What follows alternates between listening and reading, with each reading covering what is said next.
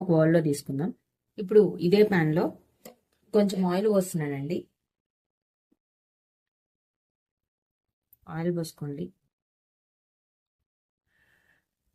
కొంచెం సరిపోతుందండి. పోసుకొని ఇప్పుడు కట్ చేసుకున్న దోసకాయ ముక్కలు వేస్తున్నాం. దోసకాయ ముక్కలు అట్లానే పచ్చిమిర్చి అండి. స్పైసీకి తగ్గట్టు పచ్చిమిర్చి వేసుకోండి, ఎందుకంటే దీనికి కొలతంతో ఏమి ఉండదండి. ఎందుకంటే కారం ఎక్కువ తినే వాళ్ళు ఉంటారు, తక్కువ తినే వాళ్ళు ఉంటారు, కాబట్టి స్పైసీకి తగ్గట్టు పచ్చిమిర్చి వేసుకుందామండి. కలుపుకుందామండి. కొంచెం పసుపు వేసుకుందాం. పసుపు, రెసిపీకి సరిపడా ఉప్పు వేసేస్తున్నానండి. ఇప్పుడు నేను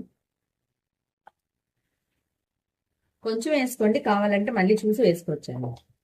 ఇది కూడా మంచిగా ఇట్లా కలుపుకున్నాం కదా, మూత పెట్టి మగ్గబెడతామండి. ఈలోగా కొంచెం చింతపండు నానబెట్టుకోండి. అంతలోకి జస్ట్ కొంచెం చింత